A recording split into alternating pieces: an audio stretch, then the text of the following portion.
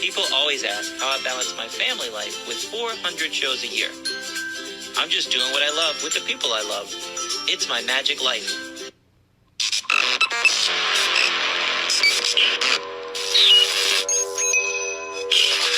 I like Wes Iseli. I like everything about him.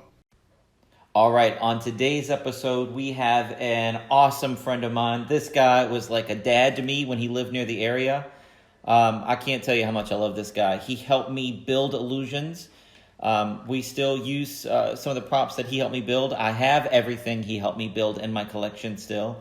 The backdrop that we use. He did the voiceovers for our shows. This guy's done it all, seen it all. He is a magic historian.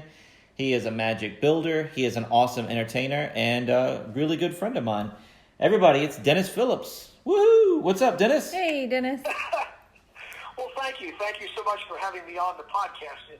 Enjoy doing it and enjoy talking to you again at length after not being there about 5 years after we moved back here to Florida. I live in Orlando, Florida, so that's where we're talking to you from. So you moved up here to Virginia because your wife wanted to be near her sister, correct? Yes, that's correct. We moved from Orlando, which I lived here for at that point about 30-some years, and we moved up to Harrisonburg, Virginia, so she could be near her sister. And then when her sister moved and got into ill health, Cindy didn't feel a connection to the area anymore, so she wanted to come back here to Orlando, which we did. And plus, you know, the winters here are a little different than in Orlando. Just a tad. So, yeah, no snow here, none of those snow days. Snow days. Anyway, so you showed up at the Magic meeting and blew everybody away. You always had something awesome at the Magic Club, the International Brotherhood of Magician Club that we belong to together. Always something to look forward to. You know, sometimes when they ask me to go to the clubs, it's like, am I really going to learn anything? Is it really worth my time? But every time you went there, you always brought something, man. You made it worthwhile. So thank you for that, too. How'd you get... Welcome. Go ahead. That was Ring 320 in Stanton, Virginia. And it was going pretty well when I was up there. And, I'm a prop kind of guy. I mean, I like close-up and all kinds of magic, mentalism and so forth. But I felt that most magicians are drawn to magic as kids through props, colorful boxes and tubes and things like that. So I would go into my collection and bring some of those each time, which is probably what excited you when you saw them, right? Well, you also brought stuff that I'd never seen. And some of the stuff I'd never even seen in catalogs. And I'm like, whoa, what's that do? How does that work? Wow, that's awesome. Yeah. And some of them I made myself, too. So, I have a lot of original magic that I use. I'd say that in my show, probably 25 to 30% is actually only things that I do are made. Now, some have been copied off of me, but, they're my original magic. That's awesome. So let's get started back at the way beginning. We only have an hour to do this, and there's no way we're going to cover your whole story. But how'd you get started in magic, Dennis? Well, like everybody else, and as Bill Cosby would say, I started out when I was a kid. But I basically used to enjoy seeing magicians that would come doing gospel magic in churches. That was probably the first real experience. And then there was a Christmas program. I must have been about 7 or 8 at the Navy base where my dad was stationed in Virginia. And showing up there was a magician who did a stage show. And his name was Bob McAllister, by the way, quite famous in magic. He went on to New York to do a kid's show. And Bob did all the classic magic things, Hippity Hop Rabbits, 20th Century Silks, Breakaway Wand and Fan, a lot of comedy with it. And that just blew me away. I thought that was the funniest thing in the world. So I came back home, and where's the first thing you go to when you want to learn about anything back then? A library. The library. And I found those Joseph Leeming books on magic is fun and how to do magic and all kinds of other magic books in the library. And came home and with my mother's oatmeal boxes and tin cans and other things, started making some stuff. I didn't have the money to buy props at that point, and started making a show and figured out some things and that. Then I discovered the Norfolk Magic Shop, which was owned by Earl Edwards on Granby Street in Norfolk, Virginia. And I would beg my parents to take me down there where I'd spend 2 or 3 hours. And that's where I got to actually see the old magic props and Rydell props and Abbott's props, things like that Earl Edwards had up on the shelf. And then became familiar with other magicians, and it went on from there in terms of my interest. So that's really how I got started as a kid. Now, the Earl Edwards shop, did that end up being Chuck Windley's, or is that just a different... Yes. After Earl died, the shop, his daughter Donna kind of took it over. Not really. She didn't really want to run it, but it had gone downhill a little bit because of the times. But anyway, it was still in offer. And Chuck Windley came in, and that was a shop that he had worked at when he was a kid. And he basically picked it up, ran it for a while, and then moved it out to Virginia Beach. So the old Norfolk Magic Shop became Chuck Windley's Magic and More, which he ran for about 8 or 9 years. So that's how I met him. It was Magic and More when I was doing my sideshow at Virginia Beach. Yeah, Loman's Plaza, which is where he had his shop. And at the time, I ran a costume shop in here in Orlando, and he would buy mascot costumes from me and rent some from me too to use there at the place. So Chuck and I reconnected again. Although we basically spent, most of his life he knew me, and we were friends. We worked together. So the costume shop was pretty famous. You did costumes for plays and television and movies and all kinds of stuff. Yeah. When I left Charlotte, I worked in children's television in Charlotte and radio and TV there. And I decided to get out of the broadcasting business as a full-time job. Never wanting to ever leave it, but just not do it full-time. I moved to Orlando to open up a costume shop, and the reason why was Orlando didn't really have an adequate costume shop, and I thought the area was growing and needed one. So my wife and I, on faith, came down here and opened up a small shop, and we just grew it. And then I realized I needed more than just costumes, so I got into making mascot costumes, and that business took off, and we made all sorts of mascot costumes for athletic teams, for movies that they shot down here. Today, if you see Parenthood, you'll see our costumes in that. Ace Ventura, Pet Detective, we did the Eagle for that. And just a lot of other costumes that we did, and it grew quite big. Towards the end, the last things that we did before I sold the shop was we made almost all of the Scholastic books costumes, the Clifford, the Big Red Dog, and the characters from Scholastic, which we made for their book fairs. That is so cool. That is awesome. So the Ace Ventura Eagle, that's you. Yeah, well, it had to be made so that you could, so Jim Carrey, he wasn't in it, the stuntman was, but it was, so that Jim Carrey could wrestle with it. So, and it was him wrestling, at least tackling it, and so the stuntman that was in it, it had to be made out of all foam rubber, and even the beak had to be rubber. Nothing that you could get hurt when you fell over, because Jim Carrey literally tackled the eagle and shoved and threw him down. There was a little camera trick involved in that. The eagle actually landed on a mattress, an air pillow, and then they cut to him wallowing on the ground. So that had to be so you couldn't get hurt in it, and so we made it all out of foam rubber. And everything on it was harmless to be able to be pushed over in. That is so cool, man. Were you on set? Did you get to see it, or you just sold it and that was it? Oh yeah, it was done at the old Joe Robbie Stadium down there, and they brought in about 4 or 5 busloads of extras, which were just people from the area they paid. They gave them lunch. I think they paid them a few bucks, and they set them up in various places in the stadium to make it look like there were people there.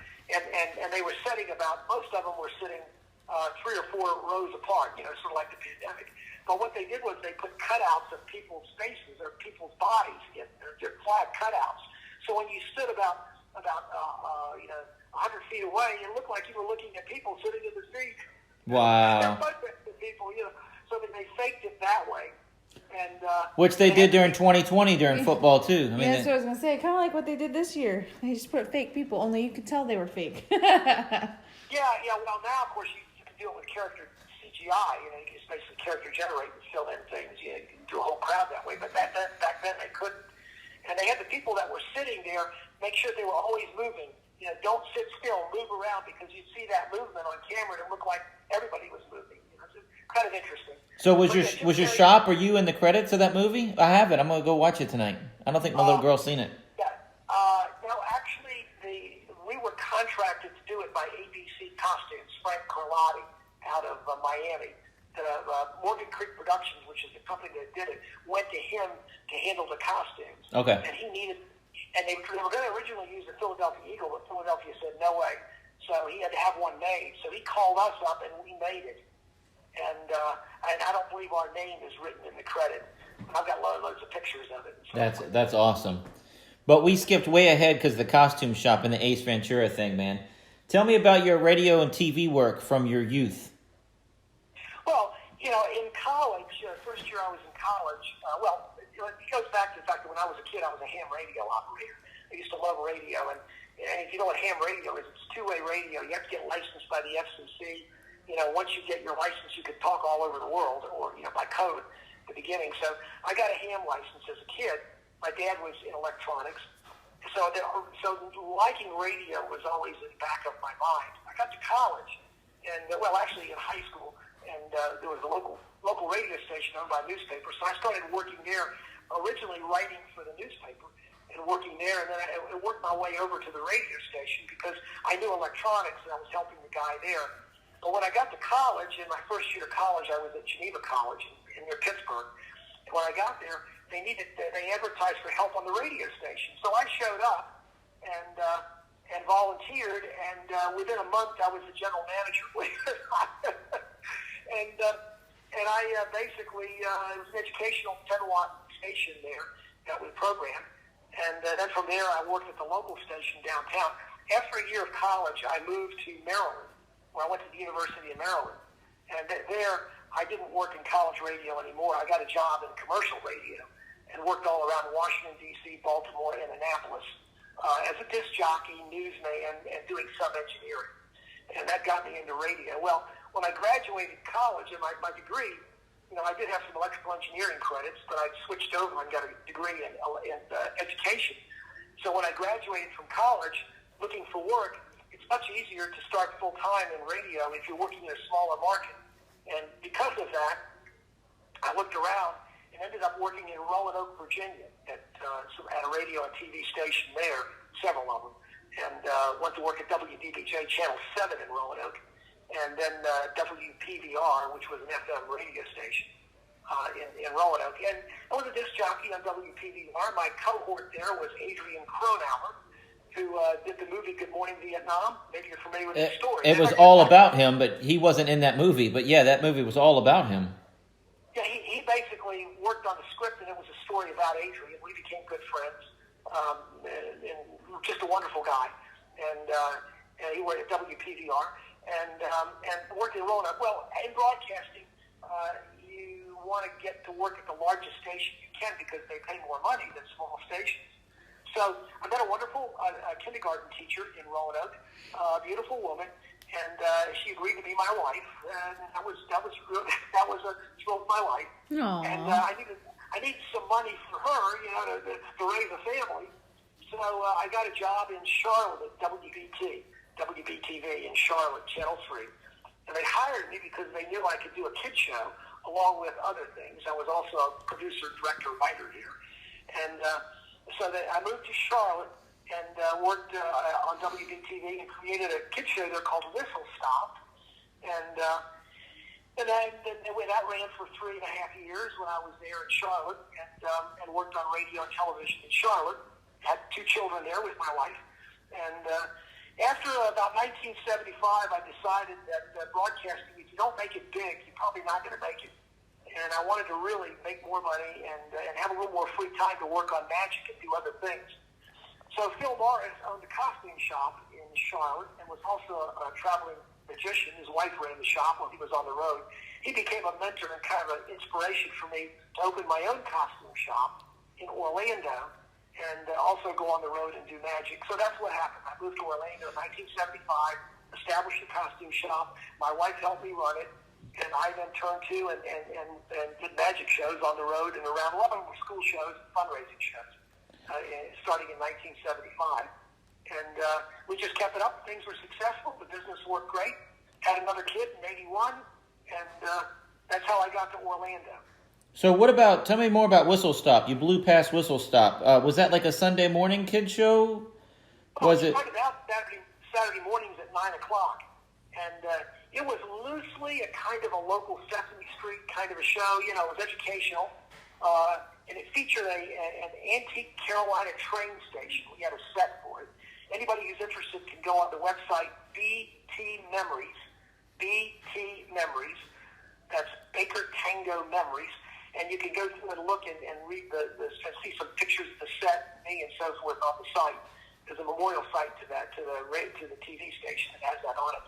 So I designed the set, made puppets, and we incorporated some of the local people that were already there doing things, like the announcer Jim Patterson, and I picked up the public affairs director Claire Lowry, a wonderfully talented African American woman who could sing and dance and speak very well on camera, and Jim Patterson, who was a standard announcer there, and then Fred Kirby, who was an old established entertainer there anyway, doing a kid show called Kirby's Rascal. He co-hosted that on Sunday morning. So we put together a half-hour Saturday morning 9 o'clock kid show, and I was on it, and I played a character on it called Dennis the Baggage Boy. I was a baggage boy at the train station, but most of my on-camera stuff or my camera work was as the puppeteer, and just doing bits like I played a crazy magician, pantomime to music, a French artist. And all sorts of other things. And we did the show by pre-recording all those bits and then rolling them together, and when we did the show. So therefore, we didn't have to change costumes and stuff quickly. And it was put together like a hee-haw, basically, very quickly edited. You have to when you're doing children's television. They get disinterested after a minute. So basically, it was all put together that way. We got a theme every month. The theme was how to tell time, how to tie your shoelaces. When my first son, my son was born, Clay, he was a baby, and I had my wife bring him on the show, and I showed what a baby looked like and how to treat a baby and how to hold it, and how to be careful with a baby and that type of thing. So, and Fred sang to Clay when he was 2 months old. Wow. So basically, that's what the show was. Very family-ish oriented. Had a little bit of everything. Did a lot of funny bits. We would take contemporary themes, songs, and so forth, and do spoofs to them. One was the theme from Shaft. You remember the movie Shaft? Yeah. The Isaac Hayes theme from Shaft. We played that, and I played the Fred clown swatting at flies on a park bench, while he was trying to get some sleep. And that bit was so popular, we were forced to play it 3 or 4 times, and people just loved it so much. They even featured it once on the news show, how funny it was, the whole bit. That's awesome. So, we did other things, too. I'd go around and do film places, like I went into the control room, or the radar room, which you could do then, at Douglas Airport, filmed the radar controllers and that sort of thing, and airplanes and that. So it was an educational show, but had a whole lot of fun in it, and a little bit of magic, too. And I did ventriloquism on it with my dummy Archie. So with writing and editing and putting it all together, was it 7 days a week, or did you guys have it pretty down pat, or was it all on your shoulders, or? No, it was 1 day a week. And it played on Saturday mornings, and then later it was shifted to Sunday mornings. But I'm talking about all the behind-the-scenes work. Did it take you guys a week to put it together? Well, I worked on it throughout the week. Generally I spent about a half a day writing it, putting it together, and I also would get on the phone with Fred Kirby and also talk to Jim Patterson down in the office, and we put together what the theme for the week was. Although I at the beginning of the year, over the summer when we were doing reruns, I would come up with skeleton themes so we could put it in TV Guide, things like that. It would, and I'd flesh it out as we went along. But yeah, when we get some production time in the studio, we'd go in and use the bits, that we just put on videotape that we could then later roll into the show. So I worked on it all week long, in addition to writing commercials and doing news stories and other things that I did. Wow. So and everybody at the station would help out. I got an idea that I wanted to use the song "Please, Mr. Postman," by the Carpenters. Uh-huh. So I had the news people go out when they were out. Every time they saw a funny mailbox on the side of the road, remember how they probably still do it. They would weld together chains and put a mailbox on top, or milk cans and put a mailbox on top of it. Yeah. It's pretty common in the rural area to do that. So what I did was I had them film all the unusual mailboxes that they could find, brought them back, and then I went out with a rural mail carrier and followed him along, and we just played the song, Please Mr. Postman, and we showed him going from mailbox to mailbox, putting mail in the mailbox, and it was another cute bit that we did. Huh. So when did the Handy Wrap ad come out? You were the hands for the Handy Wrap. Yeah. Well, I got hired. Jefferson Productions was a TV production facility that was there on site, and they did a lot of commercials. They did BC powders, filters, a lot of what do you call it? Taster's Choice coffee.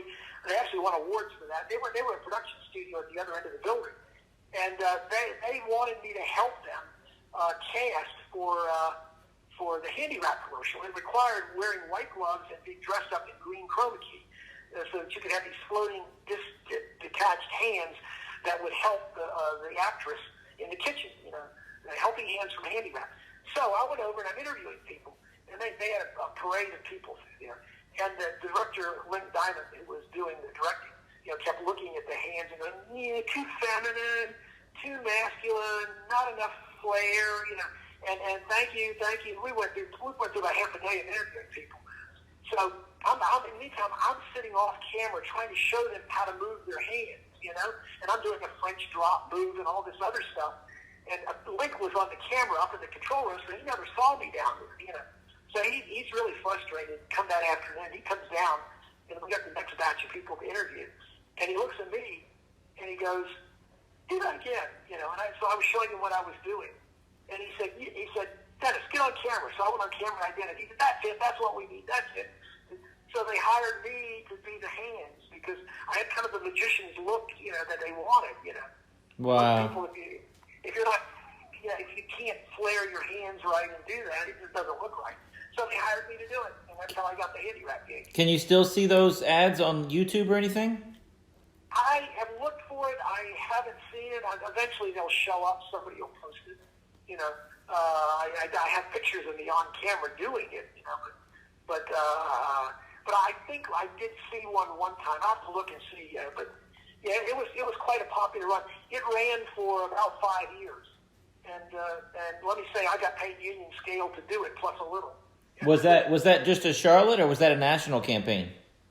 Oh no, the commercial was made in Charlotte, but it played all over the country. Wow. I was sitting at home in 1976 in Orlando watching CBS Evening News with Walter Cronkite, and they played one of the commercials on. That is so awesome. That's so cool. Yeah. So if people are listening to this that have seen our show, you've heard Dennis's voice. Dennis does the announcements for our pre-show, and also we take it in and out of our show every few years, Dennis, but the drink in a shoe routine that Scott Alexander came out with, he had poop jokes and fart jokes and things in it, and we didn't want that in our show. So we rewrote it, and you did the voiceover for me. Man, and for us, it just fits us like a glove. Talk about the handy hands. It fits us like a glove. We love it so much, and I think of you every single day, Dennis, whether you know it or not, man. It always makes me smile because you're always there. I feel like I'm always talking to you because I'm like, hey, Dennis, go ahead and hit Dennis. We don't even say probably the announcement. We say, put Dennis on. And when the act that I did for Penn and Teller, Fool Us, that flip trick, at the end of it, you actually did another commercial for me. I don't know if you remember, but when I had VitHit as a sponsor, you did one that said, you just won America's best-selling health beverage called VitHit. Well, they're no longer my sponsor, and we'll have to get something else. We'll have to get another prize for the big shows. I just now realized that because I've been doing another version of Flip in my shows recently. But I actually looked up to the ceiling, and I just said, all right, Dennis, tell them what they've won. And I would say that in all my live shows. So, man, I can't thank you enough for doing that. And I just realized just now that I'm going to have to redo that for the Penn and Teller flip trick that I did because I no longer have VIT as a sponsor. So I need to give away some other big prize.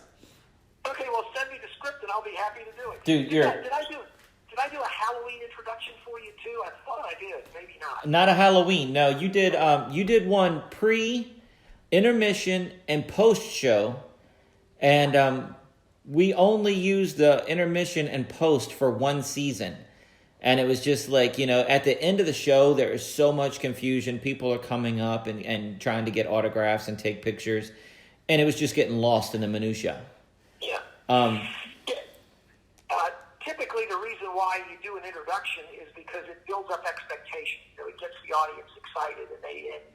And the whole trick of the show at the beginning is to make people think they're going to see great things. Wow, what great things I'm going to see. Get their expectations build up, and then when you finally get out on stage, you're satisfying all those expectations, and they like you. So that was the reason why I've always used an introduction. I mean, in my show, including things like the national anthem on my big show, which makes it sound even bigger. So, yeah, well, you did amazing for us. I can't thank you enough. And you also not only did that for us, but you write for Magic magazines. You did the cover article for a lot of different people over the years. And you reviewed my show once. I don't know if you remember this. This was years ago. You reviewed my show and said it was reminiscent of Doug Henning because in my theater show, I wasn't wearing shoes that night. And you kind of said in there, I was reminiscent of Doug Henning because I was in my sock feet running around doing magic. And I told you, I said, Dennis, I had a hangnail, man. I couldn't get my dress shoes on that night. I said it hurt too bad. I didn't think anybody would notice. I had black socks on in a theater show. There was so much other stuff to look at. Nope, Dennis picked it up. I'm like, Dennis, can you take that out? I don't want everybody knowing I had a hangnail that night. And I've told a lot of people, about your show. I always do. I say, man, it works. Don't take a look at it, as it's good magic and it works. And for your audience, you have that audience down pat. I mean, you know exactly what the audience is and how to play to them. And I'll confess to you, early on, I didn't quite understand what you were trying to do. In terms of I didn't really even understand fully well the audience in the Shenandoah Valley in that area of Virginia. But once I did, then I realized, man, you got it knocked. You're pleasing them and you're doing a great job. Well, thank you. God bless you. Thank you. Yeah, I mean, we don't do. We do big illusions, and we say it's a Vegas style show, but we don't have the big lights and the big sound system and the fog machines and the hair machines. We don't have all that. It's just it is what it is, and that's what it is. And give us 10 minutes, and you'll love it. I promise. Yes, and it's friendly. It's not above the people. It's right there on their level. Right. It's right there. And you're very likable on stage. People look at you and they just like you. You're just likable and lovable. And you've got the whole family thing with Natalie and Atlanta, and now hopefully the two boys, so it just makes the whole show very family oriented. It's a very likable, lovable, huggable kind of show. Well, all we can do at the end now is just take a bow with the boys at the end because they're 8 months old, but we get them up, and man, the awes at the end of the show are definitely audible. It is. Mm-hmm. Yeah. People love it. People eat it up. Yeah. Another thing about you, man, I miss our Monday nights. Since you moved away, you used to come out to my restaurant every Monday night, and we'd have jam sessions for, I don't know, an hour, 2 hours. And we'd, I did a restaurant, you'd come out right towards the end of my shift, and we just talk magic and just talk. I learned so much and had so much fun, man. I miss it. Oh yeah, I wish I could do that again. I got so much stuff here. By the way, I inherited much of Bev Bergeron, the late Bev Bergeron, Viva the Clowns, tape collection and DVD. Oh my goodness! Collection. And I've all of the Magic Lane of Alakazam videos, plus other things too. And I'm going to make sure that you get some of these, to take a look at because there's some really great stuff here. Well, we'll talk off the air, but I will pay you for copies of stuff because. So another thing about Dennis, he has I have a collection of magic, but Dennis has it so organized and so well put. It's like a recording studio in his basement. He had 2 DVD players going, VCRs going that he could dub tapes, and he had all this stuff itemized and in binders and old magic, Doug Henning specials and Copperfield specials, with the commercials included. Some of them were edited out, but I mean, the commercials, it makes it feel more complete sometimes. Sometimes I enjoy watching those old commercials along with the show. You feel like you're back in 1982, you know? But you had all the Masters of Illusion tapes and the Doug Hennings, and just your collection of stuff was just awe-inspiring. And to see you sit downstairs and study those tapes and watch those tapes and enjoy those tapes, it inspired me to do the same thing. I love it. And we still share each other YouTube clips and send them back and forth. Yes, yes. And, that's a part of being a professional magician, and that is having a certain academic quality, too. But first of all, being able to write and create, and then being able to know the research, know what's going on, with the history of things, and also what else is around, what's new, what's a revival, what works, what doesn't work. And so you really have to be a kind of an academic. And always, historically, the root of all academics was your library, was your collection of information. Now, a lot of that's been digitized now and put on digital, but you still need some repertoire that you can go to look at for inspiration, and because you can't keep it all in your head. And I can't keep it all on my computer. I mean, I have thousands of hours of footage on DVD and on my computer. But what I've been doing lately is just making hidden YouTube clips. You just upload it to YouTube, use their memory up. I don't care. And you just make it unlisted. And as long as it's not listed and available to the public, you can go into your own account and look at those videos all day long. Yeah, that's a good idea. Yeah. But as far as, so here's something that you educated me on, and I really enjoyed the education I got. I was in your basement, and you had this, I don't know, how do you even explain it? You had this thing so well organized. You had so much cool equipment down there that could cut wood, and I don't even know, because I don't know the lingo, Dennis, but you had it set up so great. You made the girl without a middle. I think your mismade illusion, did you make your mismade? Yes. Well, I modified one. A gentleman in Lakeland made the mismade illusion. And you may be referring to the girl without a middle. The girl without a middle, I know you made from scratch. But while we were down there, the new sawing, I'm blanking on the name.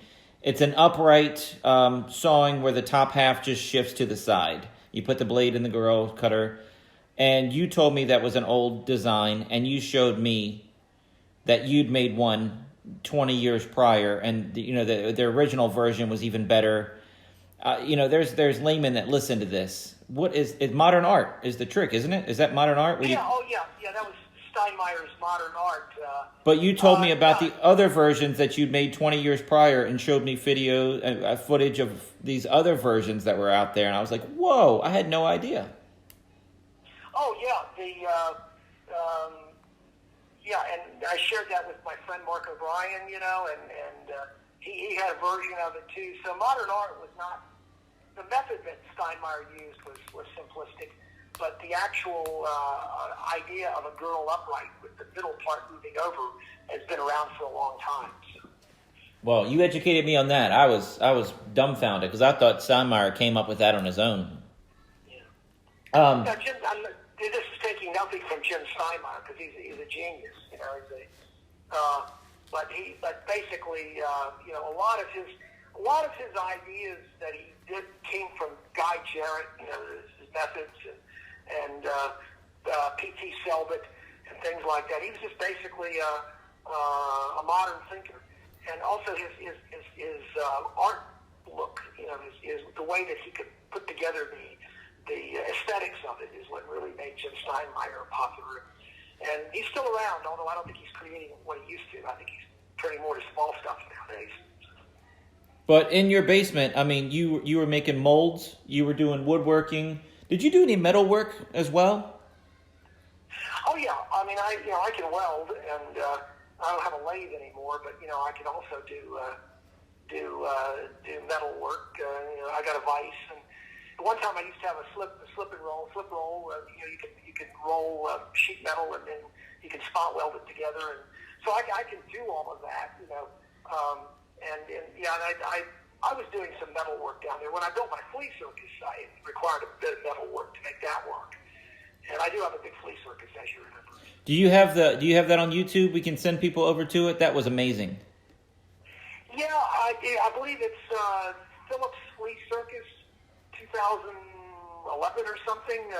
If you just Google Phillips Flea Circus, I think you'll see me. That was awesome. And it took you months to make that thing, man. That thing was intricate. Yeah, I did that over the winter of, I guess, 2011 or something. I was trying to find something that was smaller that I could take around that was not magic. It was magic, but it was tangential to use. And so I put it together. I always wanted one. I had the trunk, so someone had given that to me. So I basically made it. It was fun to do, and I still have it. It's sitting here. One of these days, maybe, Wow. So, with all the stuff that you built, you also helped other magicians build stuff too. I mean, name some Orlando guys that you've helped build illusions for, or come help their show out, and whether from the beginning, I mean, I would say that probably a third of what Chuck Lindley used, as he went along, I had built, when he lived in Bowie, Maryland. I helped him when he was a kid too, but Chuck Lindley. Then when I went to Charlotte, Phil Morris, I built sets for him. I built props for Phil. And so that was another one. And also magician there, Gary Barker. He goes by the name Dorian Blake, and I helped him make some things. And then coming to Orlando, and there's others in Charlotte too. And Jack Hooker and Larry Rockman and some others I helped. When I got to Charlotte, then I helped other people down here into Orlando build things. And so, yeah, I've basically helped lots of people. Mark O'Brien, I helped him build all sorts of things. In fact, I helped him build an entire show that he put on in 2006 with an artist dream and an Azra and some pretty big stuff, buzzsaw things. So I've always built and helped people. I mean, my props have been bought by other magicians too. The Hamners are using my paper doll machine in Branson. Oh, that's awesome. Drew Thomas used my costume trunk on America's Got Talent. You can see it produce a girl out of that. I think it was the second one it was on, the second show it was on. And yeah, so other people have used my props, and I've built things for them too. Now, what about Siegfried and Roy? Did you sell them an Azra? Am I remembering that correct? Well, yeah. What happened was Reed Carlson, who worked at Circus World down here, which was owned by Ken Feld or Irving Feld at the time, went out to Las Vegas when Steve Wynn opened up the Mirage out there. And the real centerpiece of the Mirage was the Siegfried and Roy show. So and that whole theater was built around the idea of having Siegfried and Roy as the main act. And it was produced by Irving Feld, Ken and Irving Feld, which is Ringling Brothers. Okay, they own the Ringling Brothers show. And Monster Trucks. What? And the Monster Trucks. Yeah, they've been into all sorts of things. And so anyway, essentially, when Reed went out to Vegas, he was looking for an Azra, and I don't know whether he had a falling out with Owens or not, but Les Smith was a little hard to get along with in his later years. But anyway, I think, or whether he just didn't have time and needed something in a hurry. But anyway, I built them one that I shipped out to Las Vegas that they used, and then he wrote me back and said, just send me 2 more. Wow, that's great. That's awesome. And the reason is, they are susceptible to damage, and it was really cheaper for me to make a new one and send it out once, and then to ship it back and fix it and ship it the other way. And then later on, after I built them, about 3 or 4 of them, I think they had Bill Smith out there, somebody else to basically, resolder them when they needed it and do that. But so yeah, essentially that was how that happened. And also for Ab Dixon, I built Azra's for Ab Dixon. And the first ones that George Kimmery from Chalet Magic used were mine. I built for him. And then the freight to get them up there was so expensive. So he asked me for instructions on how to build it, so I gave him the materials to use, instructions, and then he was having it built locally. Wow. So, Dude, that is so awesome. What about your Marco Polo show? You were really working hard on that. Did that ever take off in Orlando? Did you stop promoting it? Did you tell everybody about the Marco Polo show? I thought it was an ingenious, awesome idea. I would love to see that show. I was not successful in booking it very much in Virginia.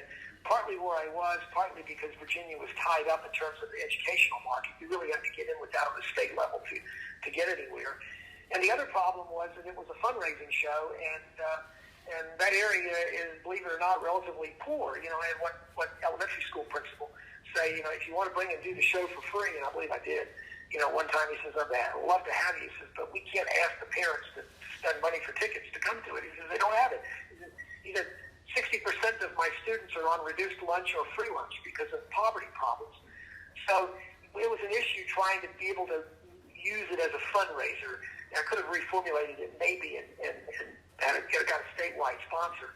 So I came to Orlando, and I got busy doing other things down here. And Orlando essentially had the same kind of problem. I mean, by the time I got to Orlando in 2014, there was a whole lot of pressure with educational institutions that they just didn't do shows anymore. They didn't have the time in their schedule, And so basically I played it a few times, but it never took off like I wanted to. And it wasn't the lack of the show being good. It was just the lack of the market. And I think that school fundraisers are pretty much a thing of the past in most areas, except maybe some rural areas. Maybe you're doing some, I don't know. Well, we are, but tell everybody about the Marco Polo show, because you haven't really told them what it was yet. I love the idea. Well, it was themed around the story of Marco Polo and him taking a trip from Venice, Italy, a long journey to China and across the Silk Road and the countries that he went through. So the show was basically going from country to country to country, and each one of the scenes, and then I think there were 4 major scenes, along with small in front of the Magic, basically featured, and I also deviated a little bit. Marco Polo didn't go through Egypt. I threw that in. Anyway, it was world travel. It was basically magic around the world with costumes and with the magic theme. And basically, I would do a theme and then talk about it, and it came with a whole complete educational kit that I gave to the school. So they had coloring sheets from the different countries and stories about the different countries and what they were like.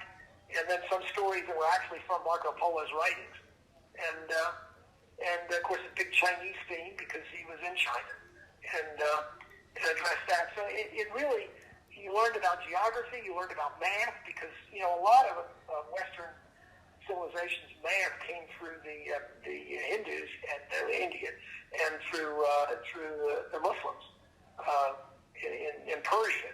A lot of our math. So I don't know if you knew that or not. We call our numbers Arabic numbers, right? Right. We got them from the Arabs. And the whole idea of place value was a Chinese Hindu idea. And you can't do math very well without place value. You know what I mean by that? A ones, a tens, a hundreds, a thing. Yeah, you're the one that told me about the ones and zeros, and I'm like, what? You're like, yeah, everything's a 1 and a 0. You turned me on to that 10 years ago. We didn't learn anything in public school, man. We were underfunded. You just said so. We didn't learn anything. I learned so much from you. Oh yeah, I mean every number can be expressed as a 1 and a 0 if you got out of the place value. Just powers of two, and that's what the binary system is. That's how your computer works. Right. Your computer doesn't know any more numbers other than 1 and 0. Well, I know that now. Now I know that. I didn't know that 10 years ago. So your Marco Polo show, you had the costumes and every set. You had 4 different sets. You had lots of costumes. How many assistants did you have in that show? Well, it was originally designed to have 2 other ones, a male and a female. I thought that show was so great. I still don't understand why it didn't blow up, because the thing about education is make it fun and entertaining, and they just accidentally learn. You don't realize, you're watching. My little girl comes up to me all the time. She learned something on the Disney Channel because she was just watching Bubblegum for the Eyes, and she got a little bit of knowledge in there. It just came in, and that's what that show was, man. But yeah, it was awesome. Right. We didn't mention that for 16 years I was an adjunct professor here at Valencia Community College, teaching the theater department when I lived here before. And so I mean, education has always been my background. I substitute taught, in school, and I have a degree in education. It was Aristotle who once said, "Delight and teach." You can't teach a student who's not delighted in what they're learning. Well, and also, I had a school teacher on here a couple weeks ago, and the whole thing is when they reach their 20-year mark and they're just burned out. They have no emotion. They're going through the motions. How is the kid supposed to get excited about learning when the teachers are going through the motions? And that's a problem. But I mean, I don't know if my listeners know. I know I told you, but man, my dad had Parkinson's disease since I was 6 years old. And I had to help him get dressed in the mornings and all that stuff. And he didn't teach me how to use power tools. He didn't teach me how to saw wood and make frames and do different things like that. But you took me down in your basement and you did one-on-one helping me with that stuff. And Dennis, I could cry, man. It meant so much to me. Thank you, thank you, thank you. You were awesome to me. Thank you. I appreciate it. Well, you're welcome. I was glad to do it. And I had so much fun helping you build that set, explaining to you, how to do things, and then you took an initiative, and when you built that blow up thing where the tent blows up and you're inside of it, I still use it. I love it. You were doing most of that yourself by that point. You got the idea of countersinking and using wood screws and tapping screws or drywall screws and then my floating box. I made my floating box after talking to you and, doing all that. Yeah, my floating box that Natalie does in the show. Well, you still have some of my things that I hope you use someday, like the bunny cannon. Yeah, you know what? That's all in my shed, in my garage. I've never used it in the show, but it's always sitting on the back burner. Yes, I'm going to use it. Yes, I'm going to use it. And I still haven't used it yet. But yes, your shoe, your burnt shoe, torn and restored shoe, I don't know what you call it, shoe, whatever. I still have it. You go in my garage, it's right next to the steps. It's on display, Dennis, but I haven't used it in the show yet, man. And remind me to send you the soundtrack for that, too. There's a whole cute soundtrack. Yeah, please. That's awesome. Yeah. But, man, you were just so good to me, and I can't thank you enough. Thank you. But another friend of yours is Wayne Allen. We've had him on the podcast. You and Wayne used to buddy around a lot. Yeah, Wayne and I go back to high school. Wayne just graduated high school in '69, and we went to Abbott's Magic together. You guys went to the same high school? I didn't know that. No. I was in college at the time. Okay. About 2.5 years older than him. Anyway, I was up there or 3 years older. Anyway, he was in the Mount Rainier area, Carrollton, and we became friends. Met him at Al's Magic Shop, the old magic shop downtown. I used to go around with his mother would drive us together to his shows, and we became good friends. And anyway, in 1969, the summer of '69, I wanted to go to Abbott's Magic Get Together, so I drove him up to the get together, and we ended up rooming together and spending 4 glorious days in Colon, Michigan. Wow! The show. Wow! And got to meet a very young Doug Henning, who was not famous at the time, and he was there, and some other famous people that were alive back then. And Wayne and I have always kept in contact, and he had a theater in Annapolis for a while. I did a radio show. We worked in radio in Annapolis, so we've always been in contact. Wayne, now he has the theater down there in Danville. Yeah, I'm gonna have him come back on. I think in September because he does the Halloween Houdini Festival in October, and I want to promote it when it gets closer to it. So. And he's writing a new book, so his new book should be out by then. So we're going to have him back on. But I think it's amazing. I told Natalie, just going through our notes, and she said, what are you going to talk to Dennis about? I said, I know Dennis. It'll just be a conversation. I know so much about Dennis. And I told her, I said, we do the Fellowship of Christian Magician conventions. We do church shows. And I said, but, we've seen some of the best gospel magicians out there. But Dennis, I don't know how to say it. Dennis's gospel routines were awesome. You did a straitjacket act that was talking about being wrapped up in sin and, escaping whatever. And it wasn't that you were on a high horse. It was just factual, and it was awesome. And I can't do it justice, Dennis. I don't know if you remember the patter for that, but it was amazing. One of my favorite gospel performances I've ever seen, and I just saw you do it on videotape. Yeah, I'll have to send you. I think I've scripted it a little bit so that you can get the gist of it. But essentially, once you're put in the straitjacket, it is like being bound in sin. And, and how do you get out of it? Well, the first thing is you realize that there is a way out. And you don't just flail and try to do it all yourself. You follow some certain principles and realize that somebody else has done the thinking and the work for you. And if you follow along, you'll be able to get out. It won't be easy, but you'll be. And then I think the next thing is I realized that humility and admitting, and lowering your level of pride is. So I get down on my knees, which is kind of symbolic of prayer, and that way, you're not going to tumble over.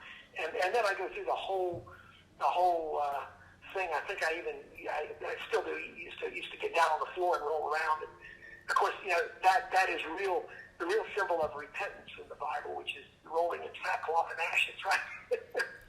Well, I loved it, man. So I really. I would do that, and then basically, tie in together the steps of getting out, and always have somebody up next, standing on either side of you to help you, because you do need your Christian brothers standing with you and sisters, And I think it was a great pattern. Always went over very well in churches. I guarantee it did.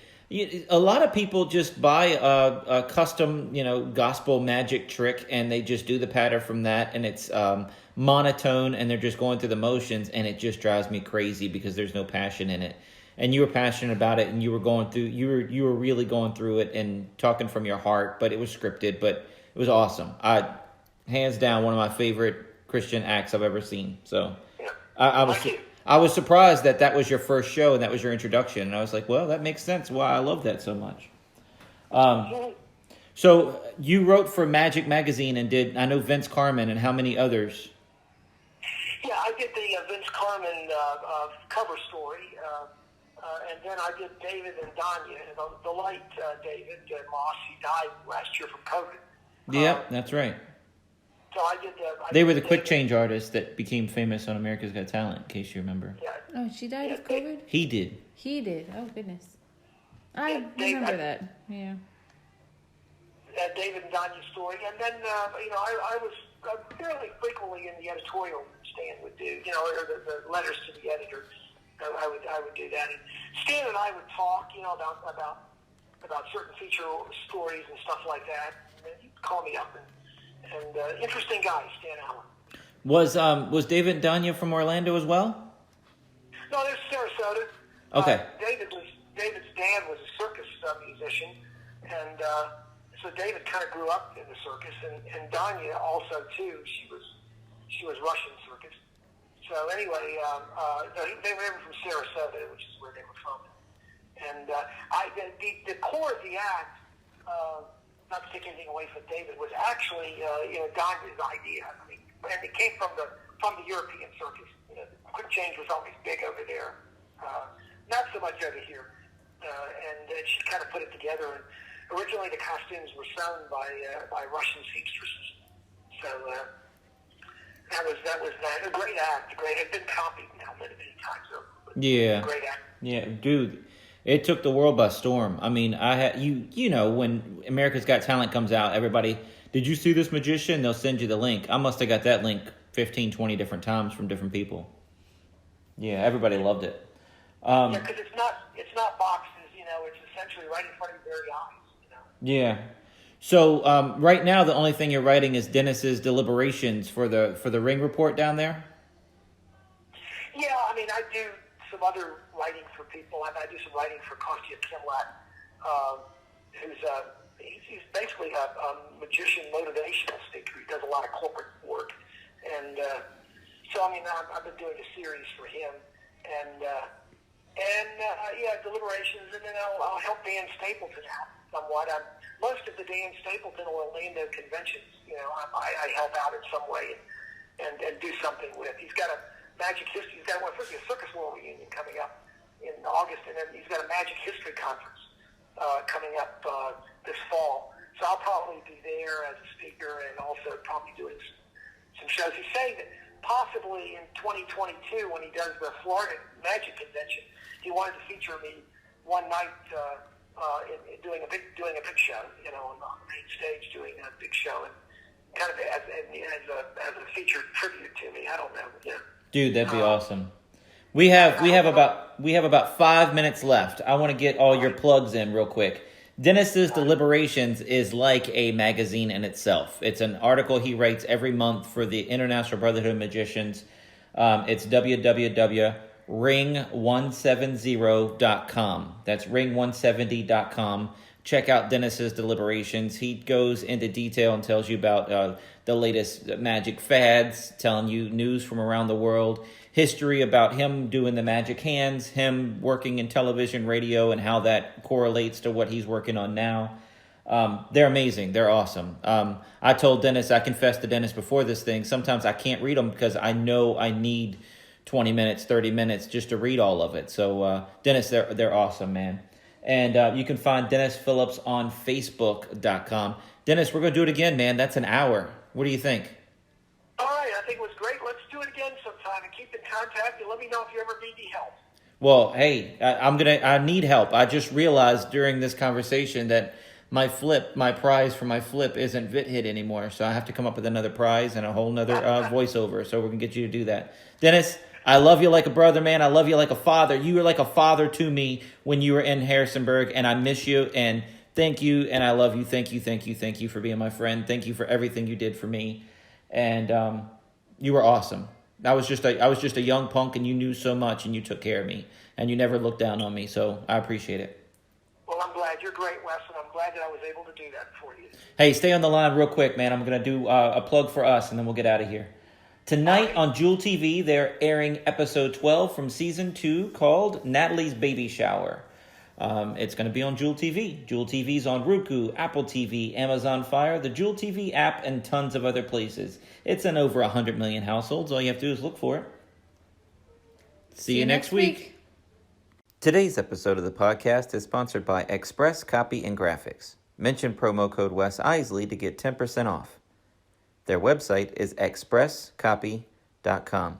That's XPRESS-COPY.com. They do it all. Copies, banners, signs, vehicle wraps, promo items, practically anything you need printed, they can do it for you. These guys are great. Check them out. Check us out online at wesiseli.com and patreon.com/Wes_Iseli for behind-the-scenes videos, blooper videos, never-before-seen footage, discounts on merchandise, magic trick tutorials, and more. That's Wes Iseli, spelled WESISELI.